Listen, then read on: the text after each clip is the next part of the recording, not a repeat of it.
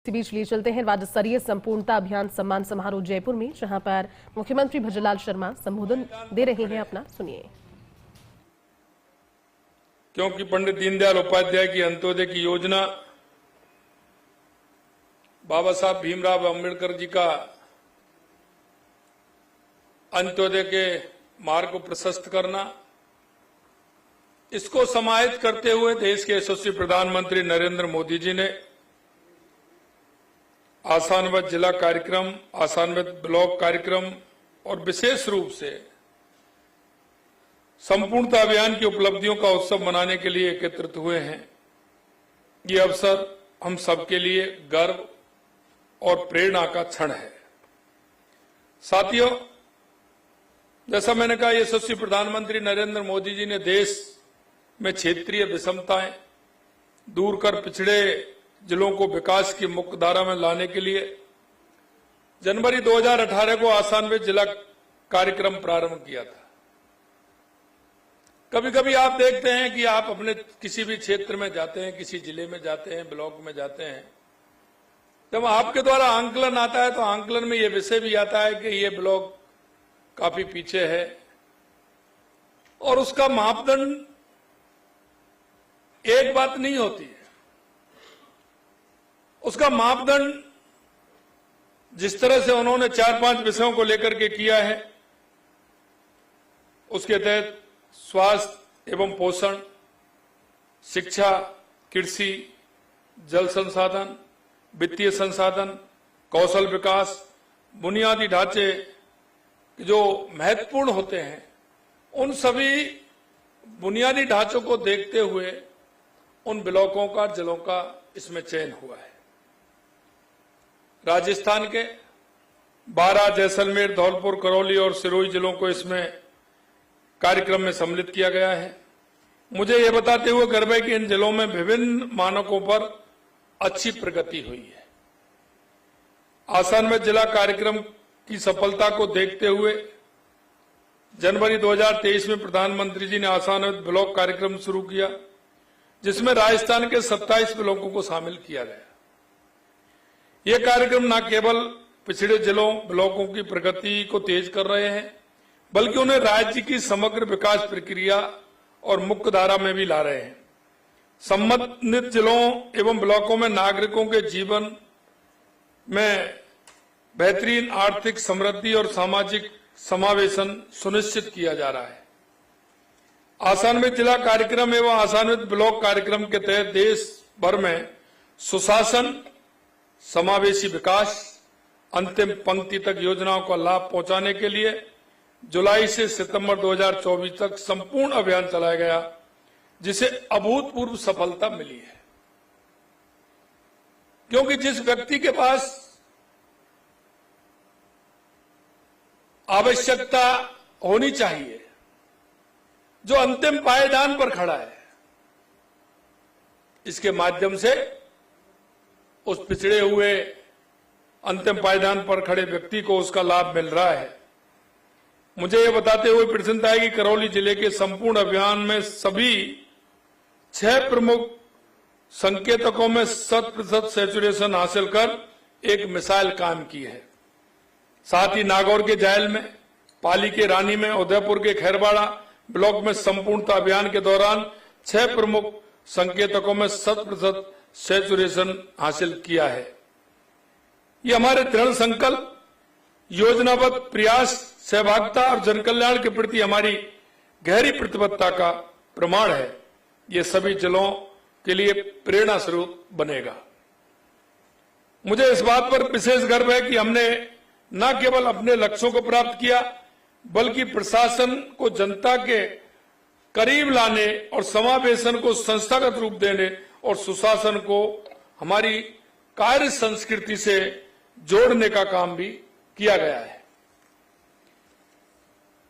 देश के यशस्वी प्रधानमंत्री नरेंद्र मोदी जी के नेतृत्व में विकसित भारत 2047 की जो कल्पना है, जिसे लेकर के हम चल रहे हैं, वो राष्ट्रीय आकांक्षाओं के अनुरूप राज्य की आर्थिक समृद्धि, सतत विकास तथा समावेशी प्रगति को केंद्र में रखते हुए विकसित राजस्थान 2047 विजन डॉक्यूमेंट भी तैयार किया जा रहा है। हमने कहा हमारी योजना है, जिन योजनाओं की क्रियान्वित हम करना चाहते हैं, हम योजना 3 साल 4 साल 5 साल की बनाते हैं, लेकिन जैसे ही वो योजना धरातल पर आती है उसकी आवश्यकताएं बढ़ जाती है। हमें यह देखते हुए 20 साल 25 साल और 30 साल के लिए योजना अगर बनेगी तो हमारा विकास समावेशी विकास होगा, हमारा उस आवश्यकता को देखते हुए विकास होगा। आज उसी तरह से हमारे राजस्थान 2047 के विजन को लेते हुए हम आगे की योजना बना रहे हैं। होता क्या है कि 2 साल के लिए 3 साल के लिए 5 साल के लिए योजना बनती है और वो योजना जिस तरह जमीन पर आती है हमारी आवश्यकता कई गुना बढ़ जाती है। क्यों ना हम ऐसी योजनाओं को उनको पहले से ही इस तरह की योजना बनाएं कि उनका आगे आने वाले समय में उस आवश्यकता के चरणबद्ध तरीके से उस विकास को हम गति दें, जिससे आने वाले समय में उन योजनाओं का संपूर्ण फायदा हमको मिले। कभी कभी मैं एक उदाहरण देता हूं, एक गांव के लिए, एक कॉलोनी के लिए एक पाइपलाइन डाली जाती है पानी के लिए, और उसकी कैपेसिटी उसकी जनसंख्या के आधार पर लेते हैं, और जब तक वो पाइपलाइन डल के तैयार होती है वहां जनसंख्या 1.5 गुनी हो जाती है, और जब तक उसको पूरा करते हैं तो वो डबल हो जाती है। हमको ये पहले से ही योजना बनानी चाहिए कि हमारी उस पाइपलाइन को हम 10 साल 15 साल 20 साल और 25 साल की क्रियान्विति के लिए हमारे आने वाली जनता को फायदा देने के लिए उसको किस तरह से योजनाओं में परिवृत्त करते हुए हमें आगे उसको बढ़ाना चाहिए। हमारा नीति आयोग का जो कार्यक्रम है, नीति आयोग की जो बैठक है, ये इसी को देखती है कि किस तरह से इन योजनाओं को आगे बढ़ाते हुए हमें उनकी संभावनाओं को देखते हुए हमारे कार्य को हमें आगे बढ़ाना चाहिए। मित्रों, मैं आपसे भी कहना चाहता हूं, आप कहीं ना कहीं किसी ब्लॉक में हैं, जिले में हैं, आपको भी ये बातें देखना चाहिए कि हम किस तरह से हमारा रोड इंफ्रास्ट्रक्चर होना चाहिए, पानी की कैसे होना चाहिए, बिजली का कैसा होना चाहिए, सीवरेज लाइन कैसी होनी चाहिए। हम संपूर्ण योजनाओं का आकार हम किस आधार पर बनाते हैं, यह आवश्यकता है। अगर हम विजन को लेकर के बनाएंगे, आगे के समय को देख करके बनाएंगे, तो हो सकता है हमारी वो योजना इतनी सारगर्भित रहेगी कि आने वाले किसी प्रकार की समस्या को भी वो नहीं आने देगी और उस समस्या का समाधान भी होगा। सभी विभागों सभी सेक्टरों में समन्वय से तैयार किया जा रहा ये दस्तावेज प्रदेश के सतत समावेशी विकास की दिशा में एक मजबूत आधारशिला सिद्ध होगा। आप देखते हैं, कभी कभी मैं कहता हूं, क्योंकि सामंजस्य आपस में डिपार्टमेंटों का नहीं होता है, और वो डिपार्टमेंटों का सामंजस्य नहीं होने के कारण हमारा एक काम हो रहा है, काम हो गया, हमारी सड़क बन गई, दूसरे काम के लिए उसके तुरंत बाद हम सड़क खोदने का तैयार हो जाते हैं। हमारा सभी डिपार्टमेंटों के साथ सामंजस्य भी हो, और सामंजस्य के साथ अगर हम काम करेंगे तो हमारा विकास उसमें दिखेगा। हमारी योजनाबद्ध तरीके से हम काम करेंगे। पाइपलाइन हमारी कहां जानी चाहिए, कितने फुट पर पाइपलाइन है, उसको हमें देखना चाहिए। हमारा रोड बन रहा है तो रोड के नीचे हमारी जो सीवरेज लाइन है उसको पहले सीवरेज लाइन को सुनिश्चित करना चाहिए, उसके बाद रोड को बनना चाहिए। नाली हमारी कहां बनेगी, हमारे पानी का जॉइंट कहां बनेगा, ये आने वाले समय में हमारा पानी का जो बहाव है नदी का वो किधर जाएगा, हमारी बारिश का पानी हमारा किधर जाएगा, ये सारी बातें इस पर निर्भर करती है कि हम उसको ठीक प्रकार से डॉक्यूमेंट तैयार करें और उस डॉक्यूमेंट्स के आधार पर हमारा समावेशी विकास करें। जनहितैषी और सक्रिय सुशासन को अपनी नीतियों का आधार मानते हुए हम राजस्थान को ये नए समृद्ध और उज्जवल भविष्य की ओर अग्रसर करने के लिए दृढ़ संकल्पित हैं। हम पिछड़े जिलों को विकास की मुख्यधारा से जोड़ने के लिए निरंतर प्रयासरत हैं। उसी उद्देश्य से हमारी सरकार ने एक महत्वपूर्ण कार्यक्रम प्रारंभ किए हैं। माननीय प्रधानमंत्री जी के नेतृत्व में, उनके मार्गदर्शन में केंद्र सरकार द्वारा प्रारंभ किए गए आकांक्षी जिला और आकांक्षी ब्लॉक कार्यक्रम ने पूरे देश को समावेशी और संतुलित विकास की नई दिशा दी है। इस भावना को आत्मसात करते हुए राजस्थान सरकार ने गुरु गोलवलकर आकांक्षी ब्लॉक विकास योजना का शुभारंभ किया है, और हमने हर जिले में एक ब्लॉक उसमें सम्मिलित किया है। और ये ऐसे नहीं किया, हमने संपूर्णता को देखते हुए वहां की सूचना के आधार पर वहां के जो कलेक्टर महोदय उनसे, वहां के ब्लॉक, वहां के जनप्रतिनिधियों उनसे बातचीत करके कि हमारे किस ब्लॉक में कहां आवश्यकता है,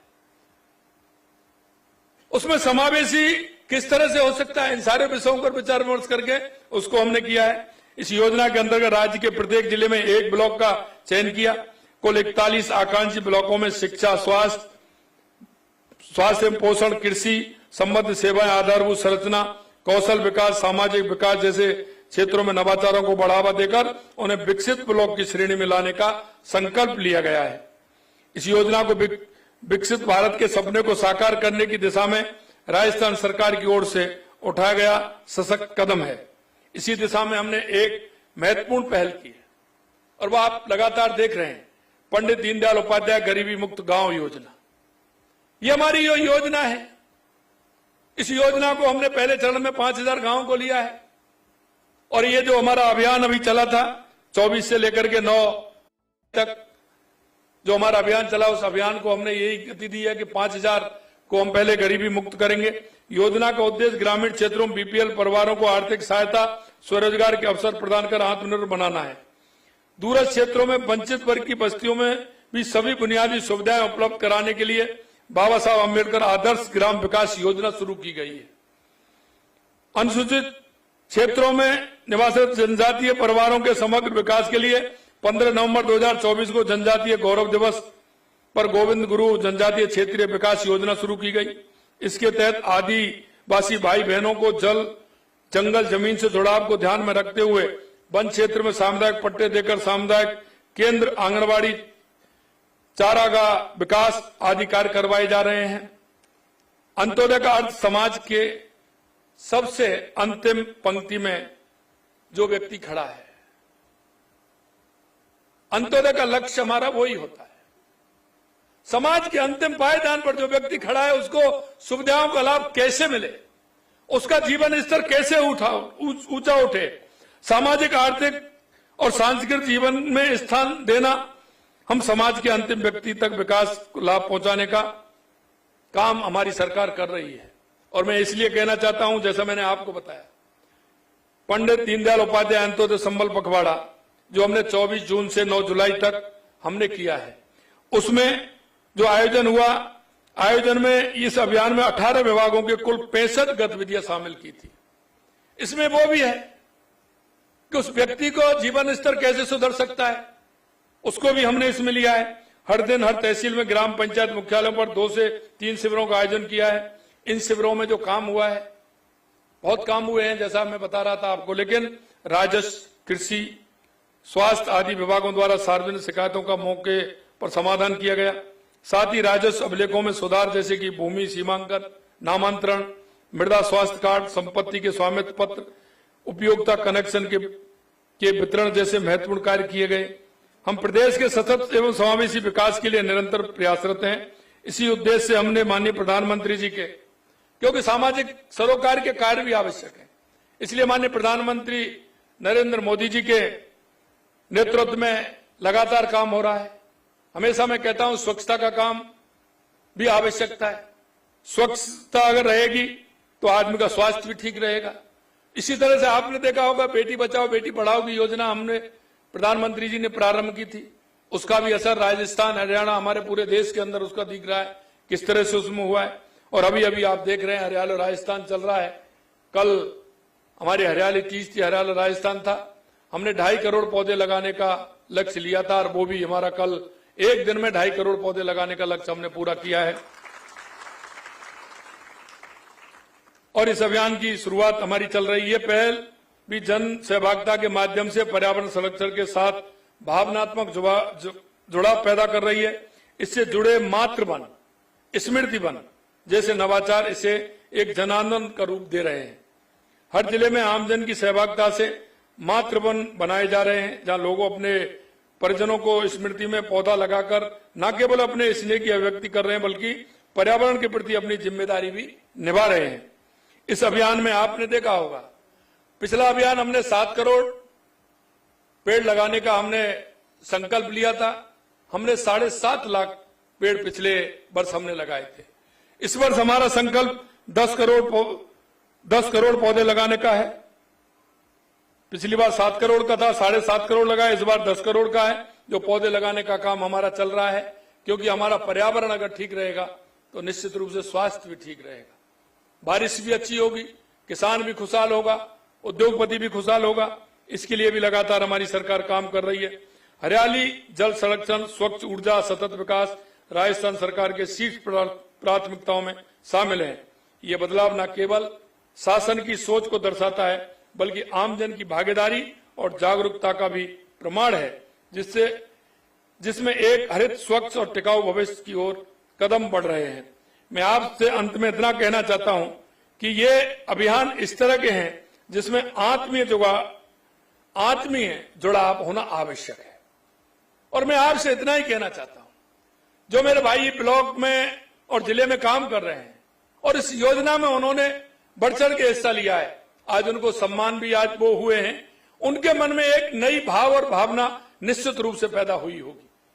क्योंकि जब हम काम करते हैं तो हमारे मन का भाव भी बदलता है, हमारे मन में उनके प्रति श्रद्धा भी आती है, हमारे मन में उनके प्रति ये भाव भी होता है कि हमने अच्छा काम किया है और हमारे ऐसे व्यक्ति जिनको लाभ की आवश्यकता थी उनको लाभ दिला करके उनका जीवन स्तर सुधारने का काम किया है। मैं अंत में आपसे इतना ही कहना चाहता हूं, यह बहुत ही पुण्य का कार्य है। हम सब हमारे जीवन में इस बात को देखने का काम करेंगे कि हम ऐसे जो व्यक्ति हैं जिसको हमारी केंद्र सरकार और राज्य सरकार की जो हमारी योजना है उनका लाभ मिले और लाभ मिलते हुए उनका जीवन स्तर ऊपर उठे। इसके लिए मैं आप सभी से कहना चाहता हूं कि आप इसके सहभागी बन रहे हैं, लेकिन इसमें बढ़ चढ़ के हिस्सा लेते हुए अपनी सहभागिता निभाएं। आइए हम सब मिलकर ये संकल्प लें कि हम इस जन आंदोलन को और सशक्त बनाएं तथा जन जन तक पहुंचकर राजस्थान को समृद्ध और समावेशी बनाएं। इतना ही मैं आप सभी से कहना चाहता हूं मित्रों, क्योंकि हम इस प्रदेश के, देश के नागरिक होने के नाते हम सभी का दायित्व बनता है। क्योंकि पंडित दीनदयाल उपाध्याय जी ने कहा है कि अंतिम पंक्ति में खड़ा हुआ भी जो व्यक्ति जब तक आगे नहीं आएगा, हमारे प्रदेश का, हमारे देश का, हमारे गांव का, हमारे जिले का विकास नहीं होगा। हमें उसको लाना आवश्यक है। शरीर की जिस तरह से रचना है, इसी तरह से एकात्म मानववाद की रचना हमारे पंडित दीनदयाल उपाध्याय जी ने की है। अगर हमारे शरीर का एक अंग अगर काम नहीं करेगा तो क्या संपूर्ण शरीर हमारा ठीक हो पाएगा? क्योंकि अगर हमारी एक उंगली में चोट आती है, महसूस पूरा होता है कि नहीं होता है, पूरे शरीर को दर्द होता है कि नहीं होता है। इसलिए मैं आपसे कहना चाहता हूं, यह हमारी सामाजिक संरचना है, यह हमारी सामाजिक अवधारणा है कि जो अंतिम पायदान पर जो व्यक्ति खड़ा है उसको आगे लाना हम सबकी जिम्मेदारी है। अगर आप पीछे अतीत देखेंगे तो कहीं ना कहीं हम और आप भी वहां खड़े मिलेंगे कि किसी ना किसी ने हमको और आपको सहारा दिया है। आज हमको आगे बढ़ाते हुए उन्होंने अपना कर्तव्य निभाया है। अगर हम पीछे के अतीत को देखेंगे और पूछेंगे तो निश्चित रूप से महसूस होगा। आप जहां से आए हैं, जहां से आपने जीवन प्रारंभ किया है, मित्रों जरा उस जीवन की तरफ देख लेना और उस व्यक्ति की तरफ देख लेना, आपके मन के भाव और भावना बदल जाएगी। मैं इतना ही कहकर के मेरी बात को समाप्त करता हूं। ये कार्यक्रम अच्छा रखा माननीय रोहित जी, आप पूरे देश का ये कार्यक्रम देख रहे हैं। आप सबसे बड़ी खुशी हमें यह है कि नीति आयोग में अच्छा काम कर रहे हैं और हमारे राजस्थान से हैं, इसलिए और ज्यादा खुशी है। इसलिए मैं आपको बहुत बहुत शुभकामनाएं देता हूं। और हमारे सीएस साहब, हमारी श्रेया जी और सभी हमारे अधिकारी बहुत ही मन से जिस तरह से लग रहे हैं, निश्चित रूप से बहुत बहुत धन्यवाद उनको मैं देता हूं। आप सभी इस कार्यक्रम में आए और इस बीसी के माध्यम से जो हमारे अधिकारी जुड़े हैं उनसे भी मैं कहना चाहता हूं मित्रों कि हम सबको मिलकर के इस राजस्थान को समृद्धि की ओर ले जाना है, विकसित राजस्थान बनाना है। इतना ही मेरा निवेदन है। आप सभी को बहुत बहुत धन्यवाद। जय हिंद, जय भारत, जय राजस्थान।